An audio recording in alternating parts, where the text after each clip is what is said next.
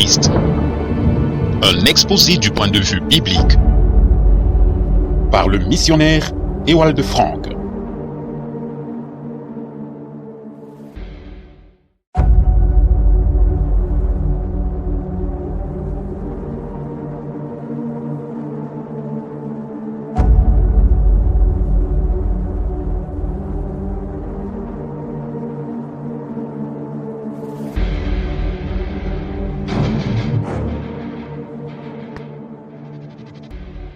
L'Antichrist. Un exposé du point de vue biblique par Ewald Frank. L'image de la bête. Maintenant, nous rencontrons une nouvelle notion, c'est-à-dire celle de l'image de la bête. Il est dit de la deuxième bête, et elle séduit ceux qui habitent sur la terre à cause des miracles qui lui fut donné de faire devant la bête, disant à ceux qui habitent sur la terre de faire une image à la bête qui a la plaie de l'épée et qui a repris vie. Apocalypse 13, le verset 14. C'est une excellente description pour le développement que nous avons déjà observé. Les USA prennent une position privilégiée au milieu de l'alliance militaire. Leurs paroles, leurs influences ont du poids. Par rapport aux choses religieuses, on n'arrivera pas à démembrer les églises protestantes et à les intégrer complètement. Celles-ci reconnaîtront uniquement la papauté et, avec cela, elles sauvegarderont le droit à leur propre existence et seront reconnues de la papauté. L'image de la bête, désignée par une corne qui symbolise le pouvoir religieux, représente le Conseil mondial des églises qui est l'union de toutes les dénominations protestantes. Dans les prophéties bibliques, elle est montrée comme étant le pendant de la première bête. Les deux cornes représentent d'une part le pouvoir religieux et d'autre part le pouvoir politique. De même que les pays de l'Est et de l'Ouest appartiennent à l'ONU, ainsi les églises protestantes de l'Est et de l'Ouest s'associent-elles dans le Conseil mondial des églises. L'un et l'autre exercent une influence politique. S'il n'y avait pas eu l'union de l'Église et de l'État, il n'y aurait pas non plus d'État de l'Église, ni d'Église d'État. Cette Église est devenue ce qu'elle est par le moyen du pouvoir de ce monde. Le Conseil mondial des églises aussi deviendra de plus en plus un instrument de pouvoir politique. Son président mondial peut même être un Hongrois, qui serait en même temps membre du gouvernement athée de Budapest. De cette manière, l'image pourra aussi parler, c'est-à-dire qu'elle aura le droit de se mêler aux conversations. Cela est exprimé comme suite au verset 15. Et il lui fut donné de donner la respiration à l'image de la bête, afin que l'image de la bête parlât même, et qu'elle fit que tous ceux qui ne rendraient pas hommage à l'image de la bête fussent mis à mort.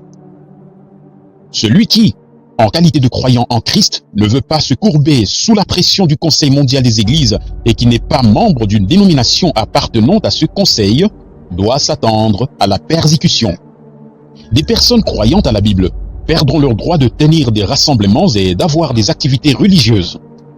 L'image de la bête se mettra à parler et, avec un zèle fanatique, veillera à ce que tous ceux qui ne participent pas avec elle et n'honorent pas la première puissance, la première bête, soient tués. Dès que l'image de la bête, le Conseil mondial des églises, se mettra à parler, la pression et la contrainte seront exercées sur les véritables croyants bibliques. Cela nous rappelle Nabuchodonosor qui fit fabriquer une statue en or. L'ordre fut donné à tous d'adorer cette statue consacrée. Mais comme il en fut alors, il y a maintenant des personnes qui ne veulent apporter leur hommage qu'à Dieu et qui, devant une image religieuse, devant une œuvre d'homme, ne voudront ni s'incliner ni se prosterner. La domination des rois païens commença par la persécution de ceux qui craignaient Dieu, et c'est également ainsi qu'elle se terminera. L'écriture Méné, Méné, Tekel ou Parsin se trouve déjà écrite sur la muraille. C'est dans l'épreuve que devra être démontrée la persévérance des véritables croyants bibliques. Comme nous pouvons le voir dans Apocalypse 13, versets 5 à 8, la première bête est aussi présentée comme une personne. Et tous ceux qui habitent sur la terre, dont le nom n'a pas été écrit dès la fondation du monde dans le livre de vie de l'agneau immolé, lui rendront hommage. Verset 8. L'exercice de la puissance totalitaire de l'Église pendant le Moyen-Âge est généralement connu.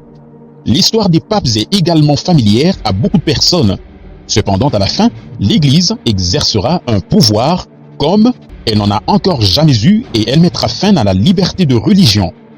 Seul celui qui la reconnaîtra sera reconnu d'elle.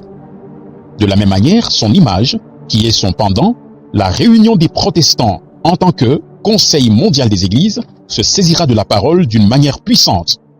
On préférerait faire rétrograder la réformation et en réparer tous les dommages qui en sont résultés.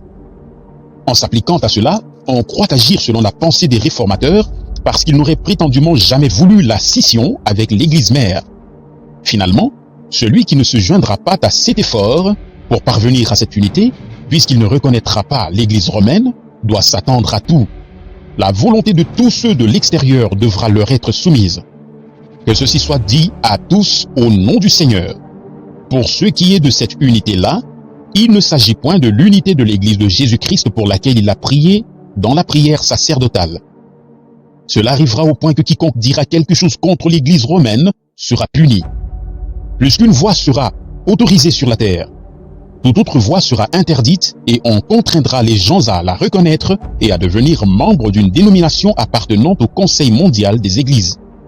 Celui qui ne se pliera pas à ces deux systèmes sera mis hors la loi.